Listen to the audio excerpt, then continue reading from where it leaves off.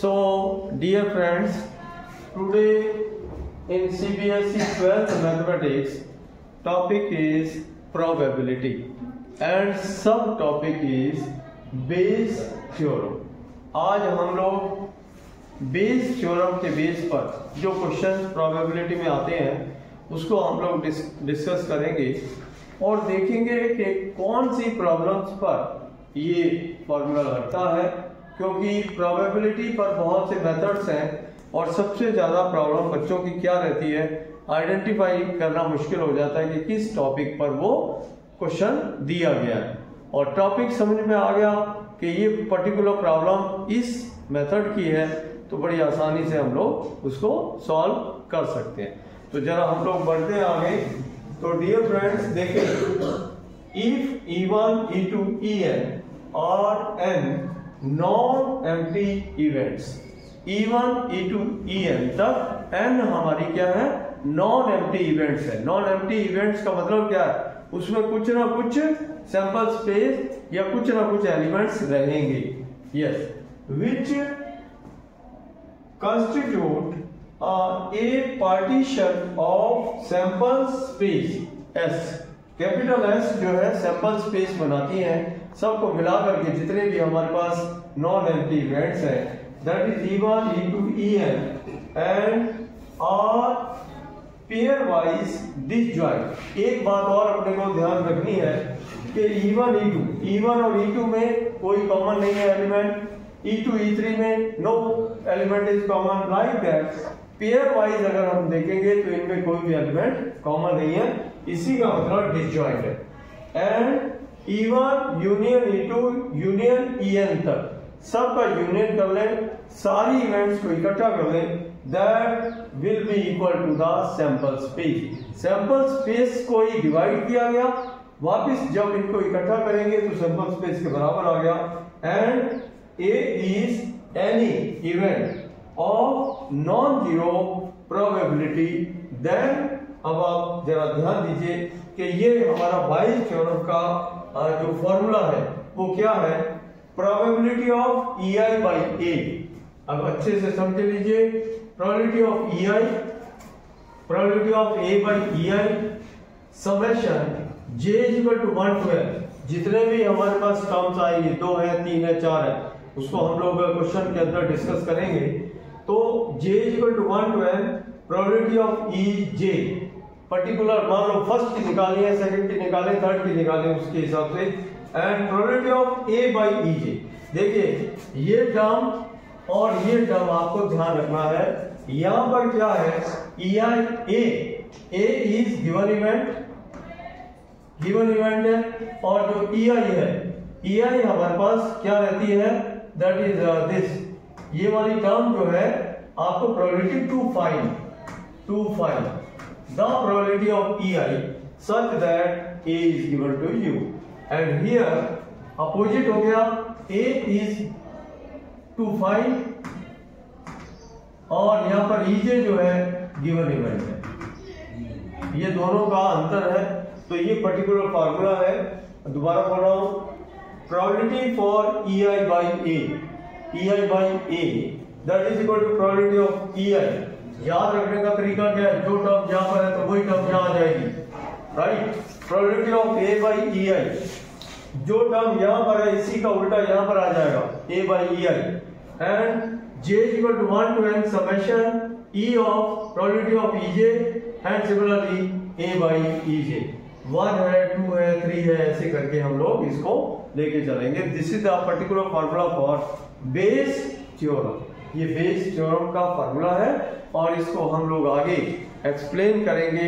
एक फार्मूला ये देखने के बाद आप लोग आगे हम लोग एक एग्जांपल लेकर के करेंगे, क्वेश्चन को कैसे सॉल्व करते हैं, उसी में आपको हम बताएंगे कि क्या आइडेंटिफिकेशन होता है।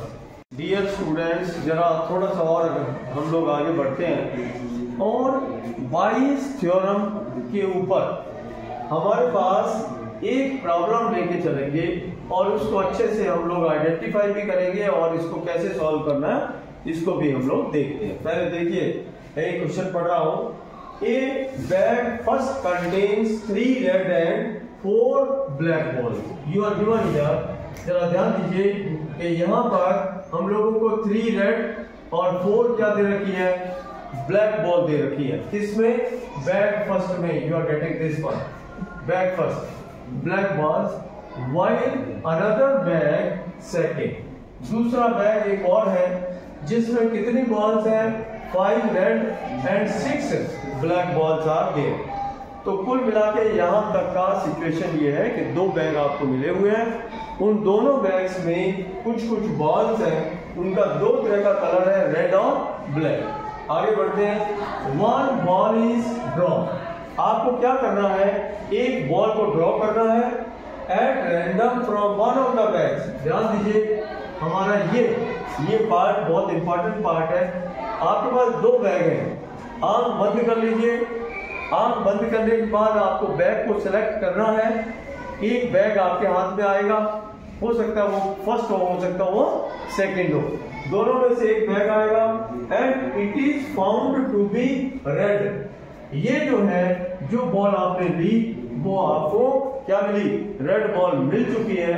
और मिलने के बाद find the probability that it was drawn from the bag second. जरा ध्यान दीजिए, ये अपने पास आ गया कि अगर यहां पर हम लोगों को प्रोबेबिलिटी निकालनी है तो कौन से बैग में से होनी चाहिए, that must be equal to from the bag second.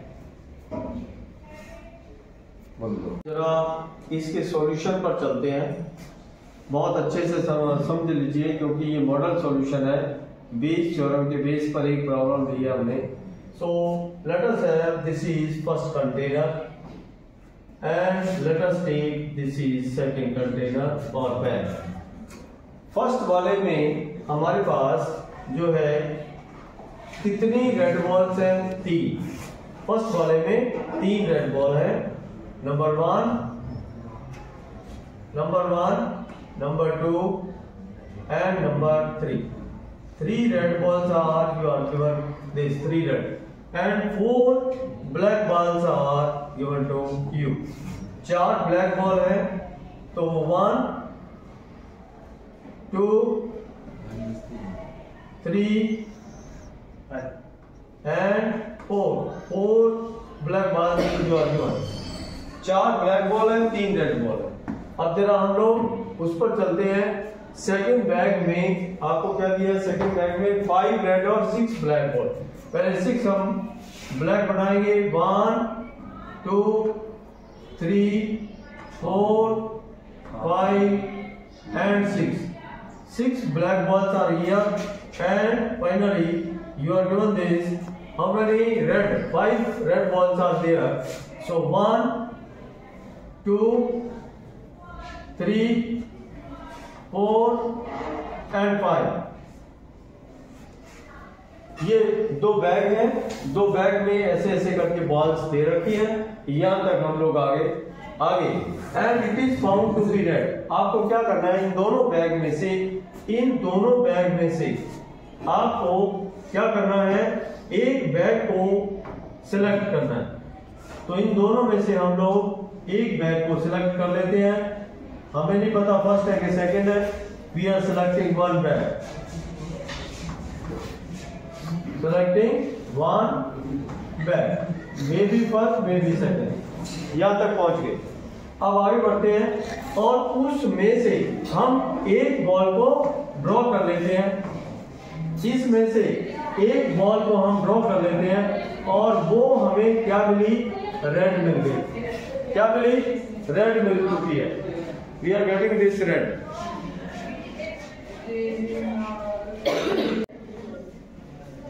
So dear students, यहां तक हम पहुंच गए और आगे थोड़ा सा आगे बढ़ेंगे and it is found to be red. यहां तक हो गया। पहले 2 बैग में से एक बैग सिलेक्ट किया एट रैंडम और फिर उसमें से एक बॉल ड्रॉ की और वो बॉल जो है आपको रेड मिल चुकी है।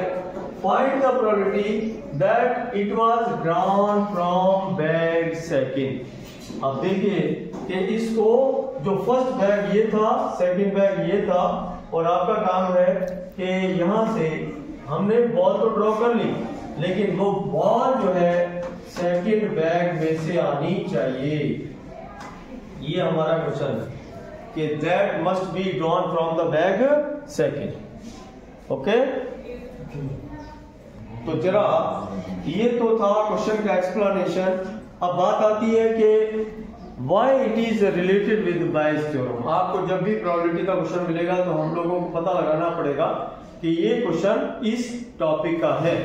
तो देखिए जरा, इसके अंदर सबसे पहले एक से ज्यादा ऑप्शन आपको मिलेंगे, जैसा कि यहाँ पर 2 बैग मिल गए, कभी 3 हो सकता है, ऐसे करके ऑप्शन मिले। फर्स्ट नंबर सेकंड जो है सबसे इंपॉर्टेंट बात है कि ये बॉल ड्रॉ करने के बाद आपको पूछा जा रहा है कि वो बैग कौन सा था। इसका मतलब ये रिवर्स थिंकिंग की बात है। रिवर्स थिंकिंग, काम तो आपने कर लिया, सारा काम हो गया, किस्सा कहानी हो गई, कहानी के बाद में एंड में हीरो का नाम पूछा जा रहा है कि बताइए हीरो कौन था।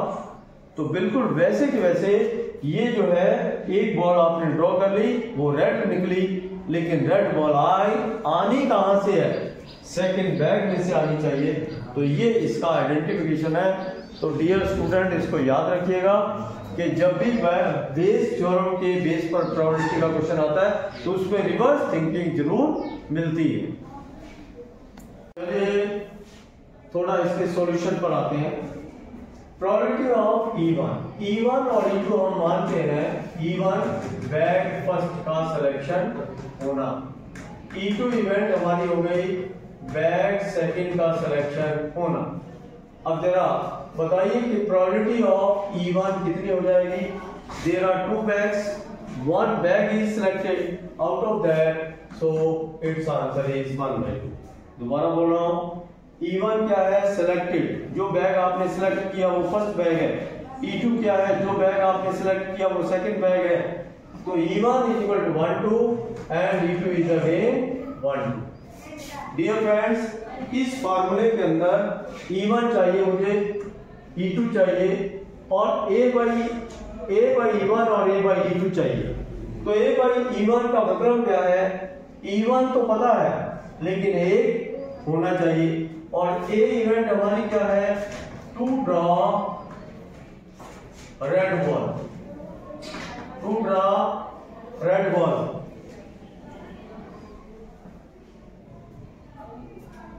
टू ड्रॉ रेड बॉल, थोड़ा ये पीछे कर लीजिए, ये रिफ्लेक्शन आ रहा। To draw red ball. अब जरा देखिए, फर्स्ट बैग में से रेड बॉल आने की प्रोबेबिलिटी आपको पता लगानी है। अब जरा देखिए, फर्स्ट बैग में रेड बॉल आने की प्रोबेबिलिटी कितनी है? 4 तो ब्लैक है, 3 हमारी क्या है? 3 क्या है? रेड। तो 3 और divide by 7, so we are getting this is 3/7। Okay, now see, second bag में से रेड बॉल आने की प्रोबेबिलिटी कितनी होगी? 1 2 3 4 5 बॉल्स आर रेड और टोटल बॉल्स कितनी है? 11। तो it's answer will be, you will get this as 5/11। Any doubt? No problem. Then we are continuing it and finally इसमें फार्मूला हम लगाएंगे probability of E2। What is probability of E2? That is 1/2 multiply probability of A by E2। What is A by E2? That is 5/11 and finally whole divided by, this is probability of E1, that is 1/2 A by E1, what is A by E1? That is 3/7, okay, plus 1/2, that is 1/2 multiplied A by E2, that is 5/11। तो dear student देख लीजिए, इस तरह से हमारे पास ये answer, this is 11 and finally you will get this. और इसका कैलकुलेशन करने पर आपको जो रिजल्ट मिल जाएगा उस easily it is related with the bias theorem. ये हमारा बायस थ्योरम का प्रॉब्लम है। तो ये पूरा एक्सप्लेन कर दिया कि किस तरह से हम लोग बायस थ्योरम को इसको अप्लाई कर सकते हैं और कैसे करके हम लोग इसके रिजल्ट पर आ सकते हैं।